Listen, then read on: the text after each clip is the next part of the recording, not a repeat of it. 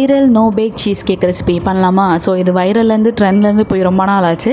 இருந்தாலுமே நம்ம இது பண்ணுறோம். இதில் மொத்தமாக வந்து 3 லேயர்ஸ் வரும். ஃபஸ்ட்டு லேயருக்கு வந்துட்டு நான் மேரி பிஸ்கெட் அண்ட் பட்டரை மெல்ட் பண்ணி எடுத்துக்கணும். மேரி பிஸ்கெட் நல்லா வந்து நொறுக்குங்க. நொறுக்க முடியலன்னா இந்த மாதிரி மிக்சர் ஜாரில் போட்டு அரைச்சி இந்த மாதிரி போட்டுக்கோங்க. போட்டுட்டு அதில் மெல்டட் பட்டர் போட்டு நல்லா மிக்ஸ் பண்ணி அதை வந்துட்டு நல்லா ஈக்குவலாக பண்ணிக்கோங்க. ஈக்குவலாக பண்ணிவிட்டு இப்போ ஃப்ரிட்ஜில் வந்து செட் பண்ண வச்சிடலாம். இது ஃபஸ்ட் லேயர் ரெடி. இப்போ செகண்ட் லேயருக்கு வந்து மில்க் எடுத்துக்கோங்க. மில்கில் வந்துட்டு லெமன் புழிஞ்சிட்டு அதை வந்து திரிக்க வைக்கணும். விச் மீன்ஸ் பன்னீர் மேக் பண்ணுற மாதிரி தான். பன்னீர் மேக் பண்ணுறப்போ எப்படி நம்ம வந்து வாஷ் பண்ணுவோமோ அதே மாதிரி இதுலேயும் வாஷ் பண்ணணும். ஏன்னா அந்த புளிப்பு தன்மை இருக்கும் லெமனோடது. ஸோ வாஷ் பண்ணிவிட்டு அதை நல்லா வந்து புழிஞ்சிக்கோங்க தண்ணி இல்லாமல். அதை அப்படியே எடுத்து அப்படியே மிக்சர் ஜாரில் போட்டுக்கலாம். மிக்சர் ஜாரில் வந்துட்டு ஃப்ரெஷ் க்ரீம் இருக்கு இல்லையா? ஸோ ஃப்ரெஷ் க்ரீம் ஆட் பண்ணுங்கள்.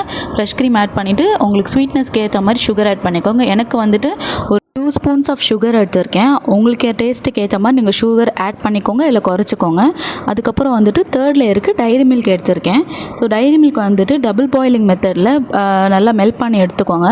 மெல்ட் பண்ண டைரி மில்கில் வந்துட்டு கொஞ்சமாக ஃப்ரெஷ் க்ரீம் ஆட் பண்ணிக்கோங்க. நான் மிக்ஸ் பண்ணுற பாருங்கள், இந்த கன்சிஸ்டன்சி வர வரைக்கும் நீங்களும் வந்துட்டு ஃப்ரெஷ் க்ரீம் போட்டு நல்லா மிக்ஸ் பண்ணிகிட்டே இருங்க.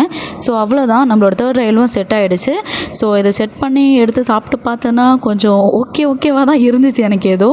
பட் டேஸ்ட் வைஸ் வந்துட்டு ரொம்ப ஆஹா ஓஹோலாம் இல்லை. ஓகே, சாப்பிட்லாம், ஒரு தடவை சும்மா ட்ரை பண்ணலாம் ஃபன்னுக்கு, அந்த மாதிரி தான் இருந்துச்சு. அப்புறம் என்னென்னா கொஞ்சம் புளிப்புத்தன்மை அதிகமாகிடுச்சு. நான் அதை கொஞ்சம் கம்மி பண்ணியிருக்கலாம்.